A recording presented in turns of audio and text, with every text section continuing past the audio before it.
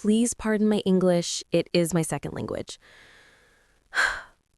I am sorry in advance if it sounds very self-centered, but my head is a mess since this is only a few days after the breakup, and I, as a person, cannot know what goes through my ex-boyfriend's head, though I can guess.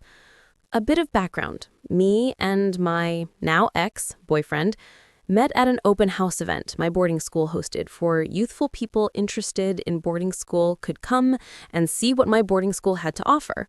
My ex came to help out. He used to go to the school a few years prior to me. He came to a few events afterwards, and we bonded over music, special interests, school, and even politics. We eventually exchanged socials, and over 2024, 2025, Christmas/New Year's, and entirety of January 2025, we talked.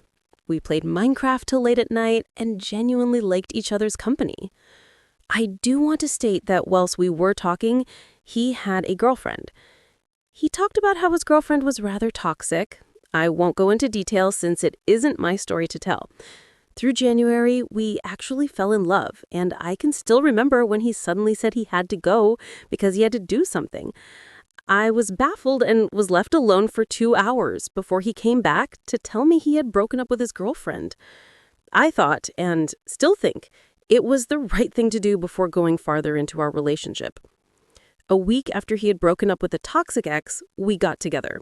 It was quick, and he had no space to process the prior relationship, nor getting his financial and living situation settled. I will admit that, but I felt like he had assured me that it wasn't going to be a problem. The day we got together, 25/1/2025, he took my V-card, and from then on, our relationship had begun as partners. It was healthy. We were honest, open about our issues, we talked through problems, and we were respectful. Our sexual life was one of consent and honesty. We were gentle to each other and didn't pressure each other into anything the other wasn't comfortable with. Fast forward, his birthday came around. He was now 20. A month later, mine came and I was 16. Yes, I know the title says otherwise, but I'm not allowed to put down 20 as his age, LOL. And no, I wasn't groomed. My parents loved him and my extended family adores him. Yes, I've met his family as well, and yes, it is quite normal for age gaps to occur in my family. My mother, as young, dated older guys of same age gap.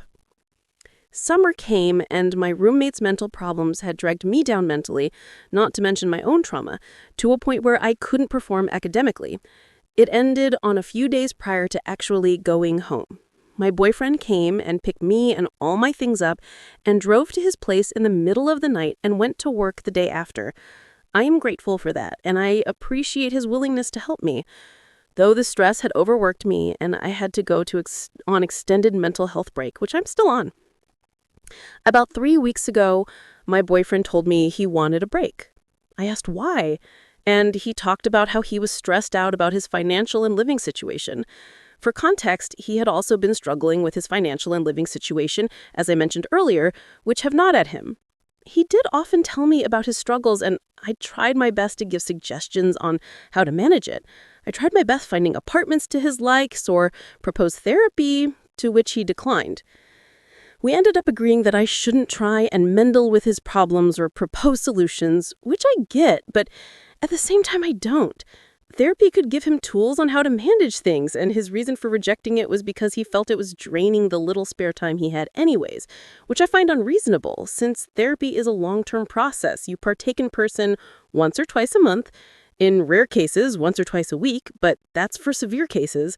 Not to mention his workplace proposed utilities for staff to use, including counseling with a therapist. That is an offer I would take in a heartbeat, since my parents have spent loads on me getting better through the years. The break was awkward, and I cried a lot, because by the impression real life and fiction has made on me, breaks never ends well. And I was right. I tried my best to give him space, but I guess it wasn't enough. Eventually, I talked to him and convinced him to come join me for an event my family had bought tickets to, with an extra for him. Friday last week, me and my mom drove to the station. I remember when he came, we hugged for a long time and I eventually kissed him. As we drove home, he talked a lot about what seemingly was nothing, at least compared to what we actually needed to talk about. On this trip he was on, he had bought the Switch too and said to me I could have his normal Switch. He began to try and transfer his account, and one thing led to another, and he got a panic attack because his entire Microsoft account was frozen.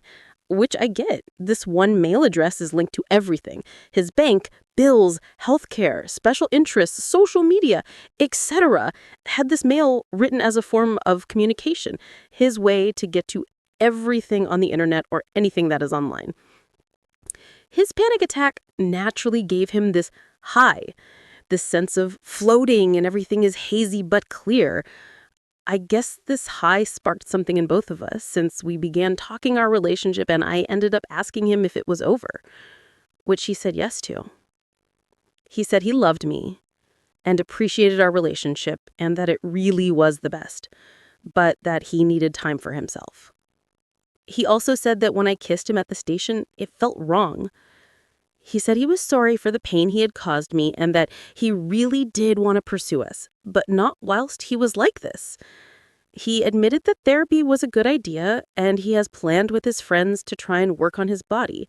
He's very underweight and genuinely trying to get a healthy lifestyle. The next day, we all were headed to the event, and we left my ex at a station on the way to the event since he found it disrespectful to join. It was the longest drive of my life, and I cried the entire time. The day only got worse as I lost my phone at the event, and I saw my roommate.